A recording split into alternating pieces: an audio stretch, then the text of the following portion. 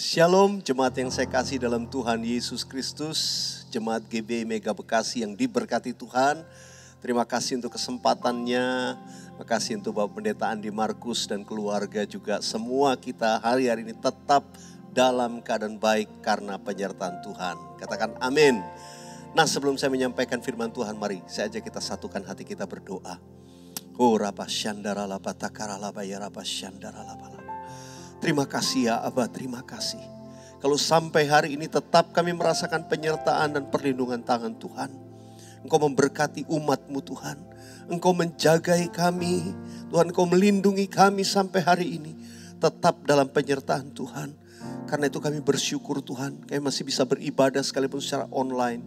Tuhan, biar hari ini Engkau terus berbicara kepada kami. Engkau melawat kami di hadirat-Mu. Sekarang Tuhan, berfirmanlah kepada kami. Taruh setiap perkataan dalam mulut bibir hamba-Mu ini untuk disampaikan. Berdaulatlah atas setiap kami. Kami mau tinggal di hadirat-Mu mendengarkan perkataan firman-Mu.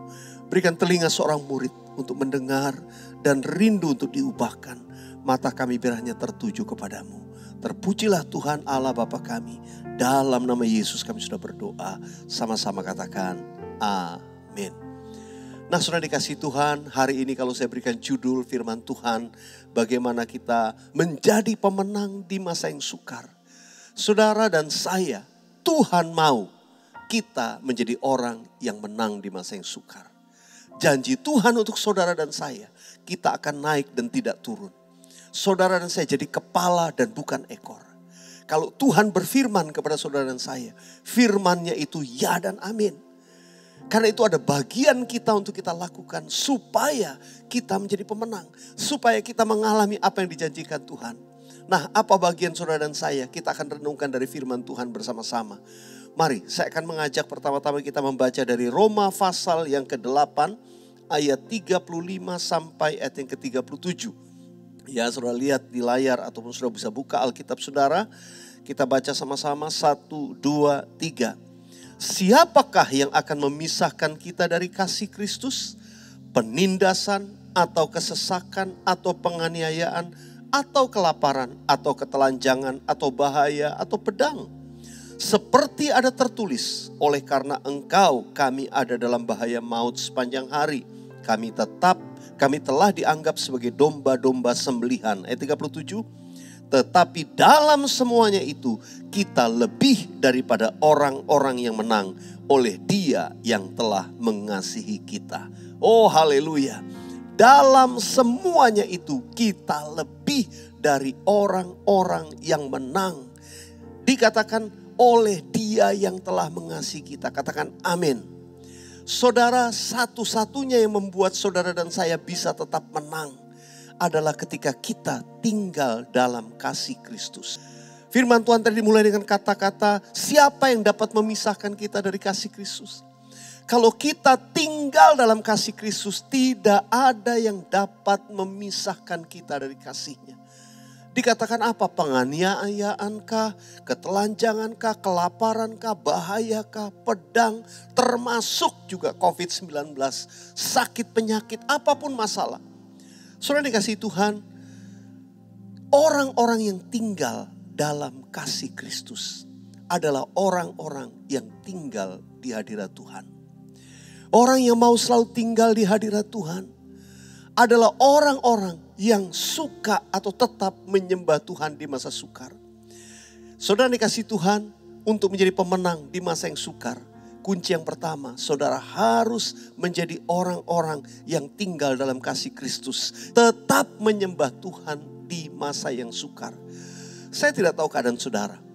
Mungkin ada di antara saudara yang sedang mengalami sakit penyakit. Atau saat ini ketika saudara mengikuti ibadah online ini, saudara sedang isolasi mandiri.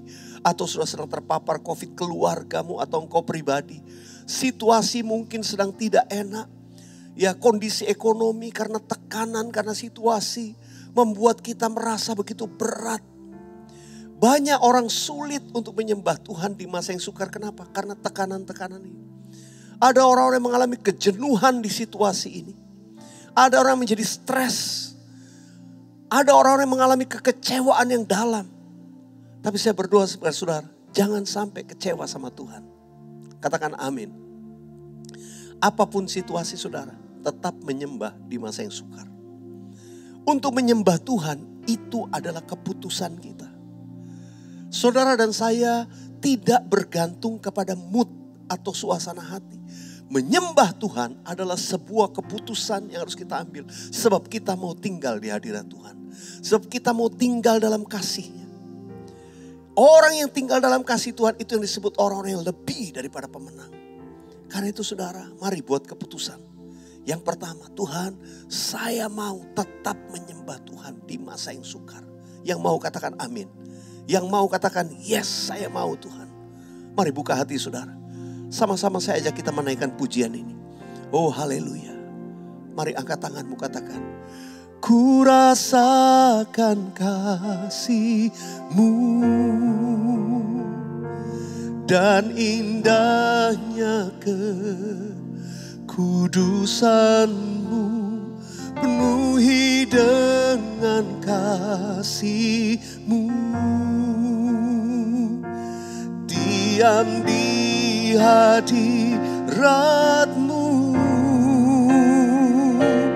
ku mengangkat tanganku dan ku bersyukur menyembah-Mu, penuhi dengan kasih-Mu, diam di hadirat-Mu.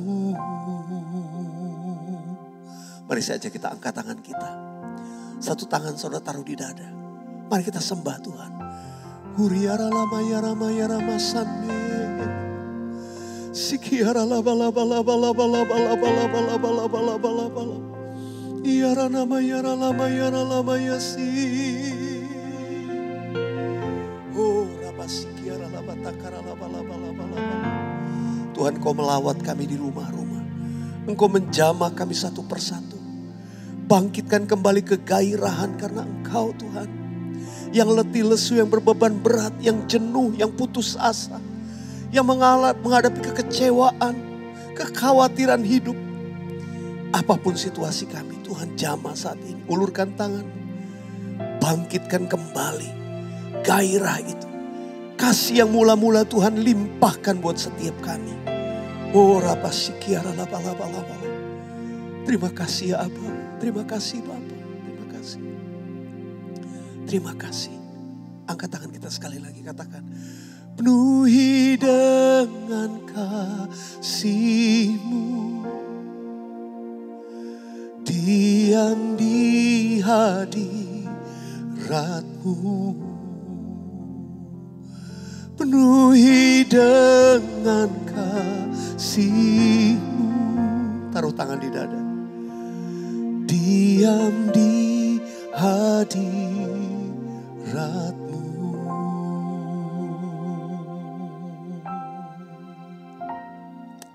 Haleluya, haleluya.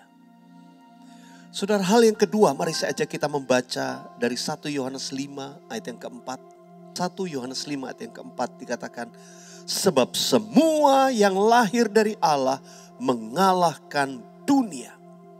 Dan inilah kemenangan yang mengalahkan dunia, iman kita. Semua yang lahir dari Allah, yaitu saudara dan saya.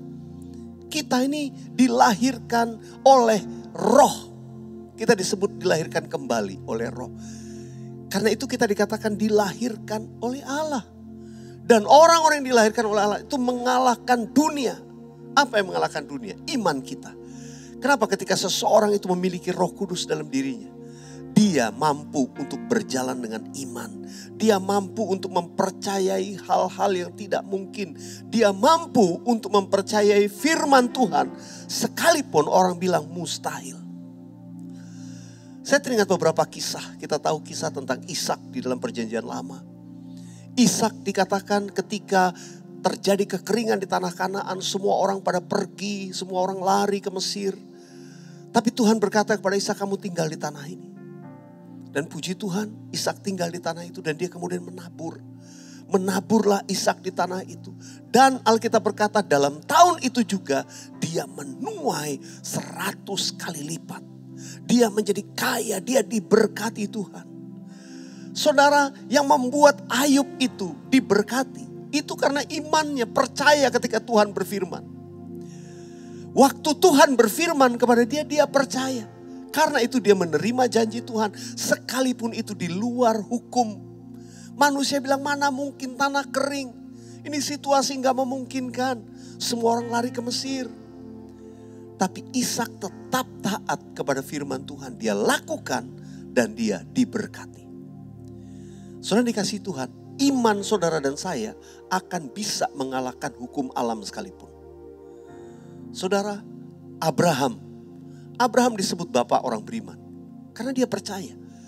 Bahkan ketika Alkitab berkata, sekalipun tidak ada alasan untuk berharap, Abraham berharap percaya. Dan dia menjadi bapak banyak bangsa. Ketika semua alasan yang memungkinkan, Tuhan menjawab janjinya, Tuhan menggenapi janji Tuhan. Itu gak ada. Abraham udah gak mungkin. Tapi dia tetap percaya. Dan dia menjadi bapak banyak bangsa. Tidak heran Abraham disebut bapak orang beriman. Saudara, ada satu kisah lagi yang Tuhan ingatkan kepada saya. Yaitu kisah tentang Nabi Elisa. Dalam 2 Raja-Raja pasal yang ke-6 dan 7. Pada waktu itu bangsa Israel di daerah Samaria. Mereka itu dikepung oleh Raja Aram. Ya, bangsa Aram dengan kekuatan yang penuh mengepung kota Samaria. Dan ketika itu kota itu kemudian ditutup, ya. Raja begitu ketakutan menutup kota itu sehingga orang tidak bisa keluar, tidak bisa masuk. Lalu lama waktu berlalu sampai mereka mulai kesulitan. Kalau tinggal dalam kota mereka mati kelaparan. Kalau keluar mereka mati dibunuh oleh orang Aram. Mereka serba salah. Keadaan mereka begitu sukar. Sampai ada ibu yang rela menyembelih anaknya sendiri karena gak ada makanan. Saudara, itu mengerikan sekali situasi dalam kota. Mereka sudah bingung. Akhirnya raja mengirim utusan untuk menghadap ke Nabi Elisa. Ini gara-gara kamu ini. Dan pada waktu itu Elisa menyampaikan firman Tuhan. Ini perkataan firman yang disampaikan Elisa melalui wakil raja, utusan raja. Elisa berkata begini, dengarlah firman Tuhan, beginilah firman Tuhan. Besok kira-kira waktu ini, sesukat tepung yang terbaik akan berharga sesikal dan 2 sukat jelai akan berharga sesikal di pintu gerbang Samaria. Tetapi perwira yang menjadi ajudan raja menjawab abdi Allah, katanya, sekalipun Tuhan membuka tingkap-tingkap langit, masakan hal itu mungkin terjadi? Saudara perhatikan, ini perwira raja gak percaya. Tapi Elisa menyampaikan firman Tuhan, besok kamu lihat itu akan terjadi. Ini yang dimaksud itu terjadi tiba-tiba, semua mengalami kelimpahan. Harga jadi murah sekali, kira-kira begitu. Ajudan raja ini gak percaya. Elisa berkata, besok akan terjadi dan kamu gak menikmati apa-apa. Kamu akan melihat itu terjadi tapi kamu tidak mendapatkan apa-apa. Dan benar, kejadiannya ada 4 orang kusta di luar pintu gerbang. Mereka biasanya ada di sana, mereka juga kelaparan. Mereka berunding dan mereka berkata, kita di sini aja kita mati kelaparan. Kita masuk kota gak bisa, juga gak ada makanan di sana. Ya udah, kita pergi aja ke perkemahan orang Aram. Kita ambil resiko juga, mereka lihat orang kusta, ya mudah-mudahan mereka berbaik hati. Kita masih bisa makan kalau ke perkemahan orang Aram. Kalau memang kita harus dibunuh mati, ya sudah. Lalu 4 orang kusta ini kemudian pergi ke perkemahan orang Aram. Mereka kaget. Loh, perkemahannya kosong melompong, gak ada orang. Tentara-tentara orang Aram sudah gak ada. Mereka lihat itu namanya tenda-tenda, meninggalkan makanan begitu banyaknya. Seperti orang yang berlari terburu-buru. Akhirnya orang kusta ini kemudian menikmati makan. Sambil mereka makan, mereka bilang gini, wow, masa kita makan gini sementara orang dalam kota kelaparan. Ayo kita pergi ke dalam kota, kita memberitahukan. Supaya bukan hanya kita yang makan, mereka juga boleh makan. Akhirnya mereka pergi memberitahu dalam kota. Orang dalam kota gak percaya. Tapi tiba-tiba ada yang berani untuk melihat. Begitu mereka lihat, benar. Jadi Tuhan sudah berperang bagi bangsa Israel. Sesuai dengan firman yang disampaikan Elisa. Tentara Aram itu ketakutan berlari-lari. Belum gak sempat bawa apapun, mereka lari ketakutan meninggalkan semua harta benda. Dan hari itu orang Israel menjarah begitu banyaknya kelimpahan. Perwira raja tadi yang tidak percaya, dia kaget di pintu gerbang melihat itu terjadi. Tapi apa yang terjadi dikatakan di Alkitab? Dia mati diinjak-injak orang. Dia tahu itu terjadi tapi dia tidak menikmati apapun. Pilihannya hari-hari ini percaya atau tidak kepada firman Tuhan. Orang yang memiliki iman artinya dia percaya apa yang di Tuhan. Kalau Tuhan menaruh perkataan firman untuk kita ucapkan hari-hari ini. Bagi badai COVID-19, diam, tenanglah. Adakah sudah mempercayai firman? Ketika perkataan firman Tuhan datang atas kita, adakah kita berani mempercayai firman Tuhan? Atau kita mau seperti orang umumnya, ya sudah pasrah dengan keadaan. Hari-hari ini, orang yang disebut pemenang adalah percaya karena dia punya iman. Mempercayai firman Tuhan. Saya berdoa setiap kita menjadi umat yang mempercayai firman Tuhan dan mengalami yang dijanjikan Tuhan. Yang percaya katakan amin. Katakan amin. Mari angkat tangan. Katakan sama-sama saya. Ya Tuhan, ku percaya. Aku percaya. Lewati lembah air mata. Lewati lembah air mata. Aku percaya. Firman-Mu ya dan amin. Aku percaya. Angkat tanganmu, katakan kemenangan. Kemenangan sudah Kau jamin. Aku percaya. Yang percaya katakan amin. Haleluya. Yang ketiga, di masa sukar ini, gimana kalau sudah jadi pemenang? Yang pertama tadi, tetap menyembah Tuhan. Tetap tinggal dalam kasih Tuhan. Yang kedua, tetap percaya. Memiliki iman, mempercayai kepada firman Tuhan. Saudara akan lihat kemenangan terjadi. Dan yang ketiga, Tuhan mau hari-hari ini kita menjadi pelaku-pelaku firman. Melakukan kehendak Bapa.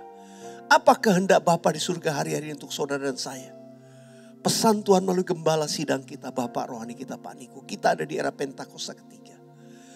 Akan ada satu penuaian terbesar terakhir yang Tuhan sediakan.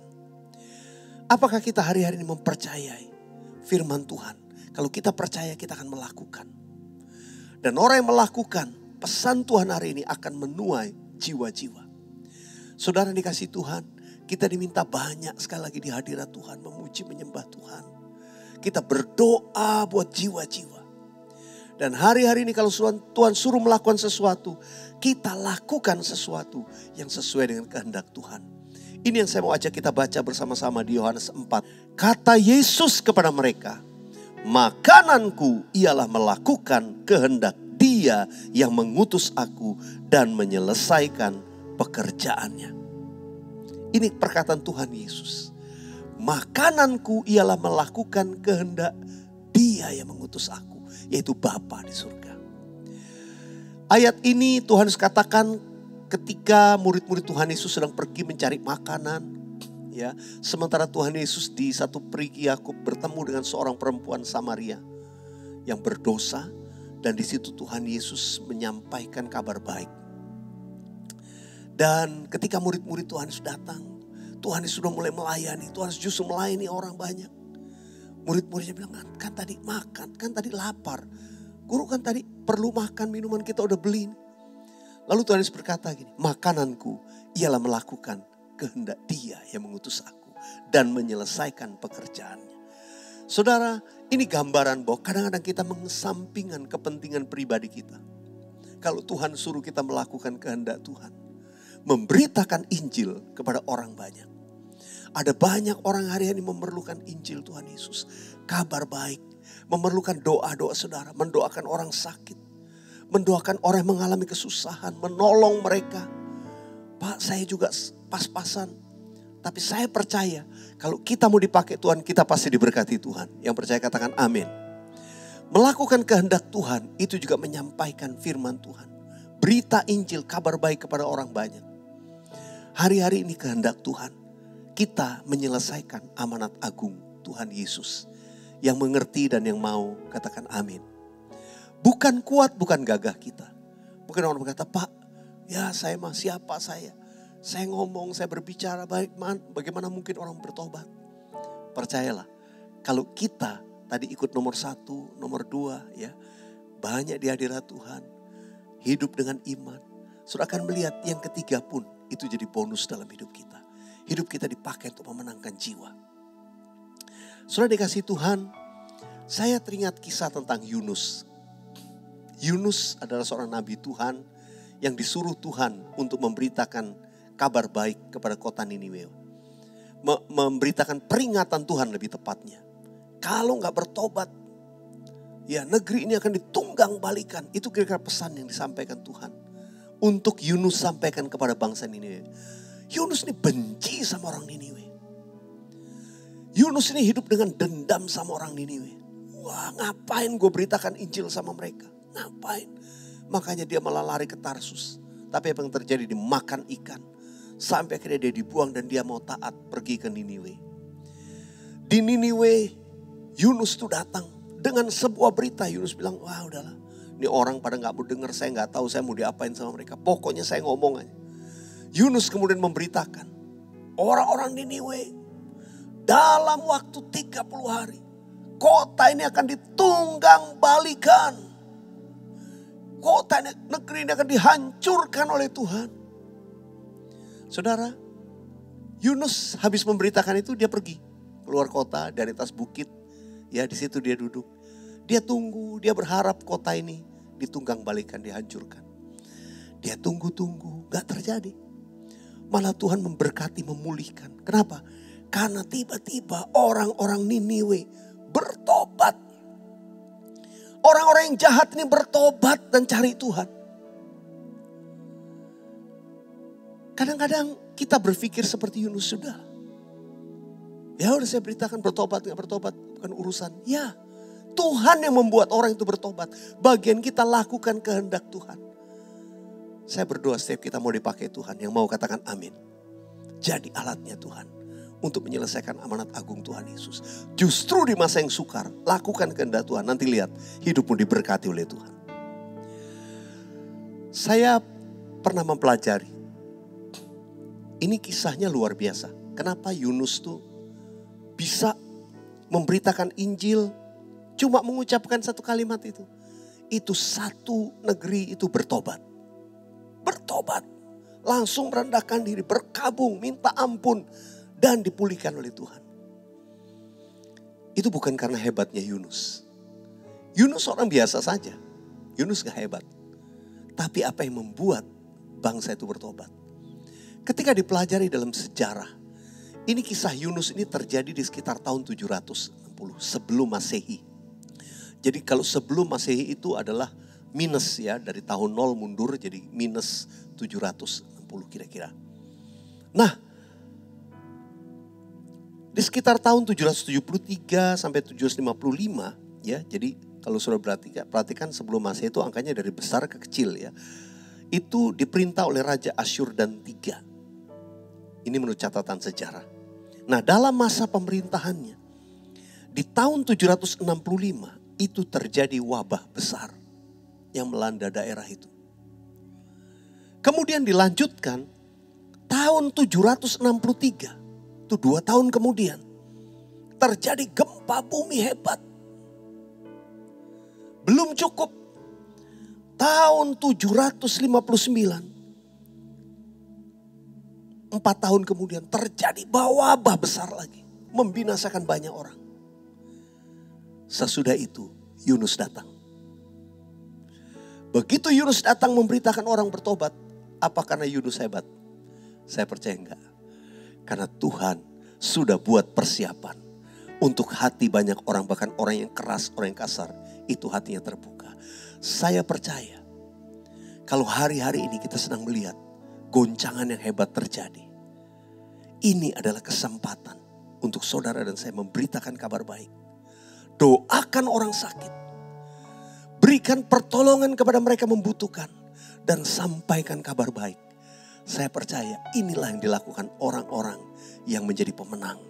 Inilah yang dilakukan orang-orang justru di masa sukar melakukan kehendak Allah. Saya percaya saudara akan diberkati Tuhan berlimpah, limpah, limpah. Yang percaya katakan amin. Mari katakan bersama-sama saya sesuai dengan ayat ini. Makananku ialah melakukan kehendak Bapa. Makananku ialah melakukan kehendak Bapa. Makananku ialah menyelesaikan pekerjaannya. Bersama-sama katakan, sampai ku dapatkan mahkota kemuliaan dan memerintah bersama Dia. Sampai ku dapatkan mahkota kemuliaan dan memerintah bersama Dia. Mari saudara angkat tanganmu di rumah-rumah. Saya mau berdoa buat saudara. Arahkan hatimu kepada Tuhan. Mari sembah Tuhan bersama-sama. Sudah penuh Roh Kudus, berdoa. Sembah dalam roh bersama-sama.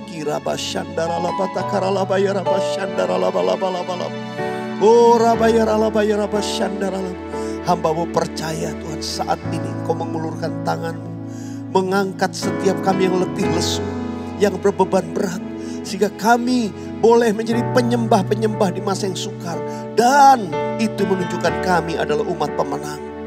Kami orang-orang yang tetap percaya di masa yang sukar ini. Dan orang yang melakukan kehendak Tuhan justru di masa yang sukar. Untuk kami membawa penuaian yang terbesar dan terakhir. Itu terjadi dan kami dipakai Tuhan. Inilah umat pemenang. Engkau lihat tangan-tangan diangkat. Tuhan yang membela. Tuhan yang memberikan kemenangan kepada umat-Mu. Bahkan di masa yang sukar, kami lebih daripada orang-orang yang menang. Tuhan, kuatkan setiap lutut tidak ada yang goyah, tapi tegak berdiri. Setiap lengan terangkat kembali. Oh, untuk melakukan segala kehendak Tuhan. Tuhan, biarlah sumbu yang pudar nyalanya tidak akan dibiarkan padam. Mereka kembali berkobar di dalam Engkau. Dan bulu yang terkulai tidak akan dibiarkan patah. Tapi Tuhan membangkitkan kembali dengan tegak. Mata kami tertuju kepadamu. Kepala kami terangkat. Oh Tuhan, tegaklah kepala kami. Mengatasi segala musuh sekeliling kami. Dan kami tetap memuji-muji Tuhan. Dan melihat kemenangan yang diberikan Tuhan dalam hidup kami. Berkati keluarga demi keluarga. Berkati setiap usaha umat-Mu. Tidak ada yang kekurangan. Semua diberkati. Semua umat pemenang. Tidak ada yang mengalami kekalahan. Semua bangkit dan menjadi pemenang. Terima kasih untuk firman-Mu Tuhan. Meteraikan dalam hidup setiap kami. Menjadi pelaku firman. Murid-murid yang setia. Di masa ini Tuhan. Justru melakukan kehendak-Mu. Terpujilah Tuhan. Hanya di dalam nama Tuhan Yesus kami berdoa. Haleluya. Bersama-sama katakan. Amin. Amin. Tuhan Yesus memberkati saudara.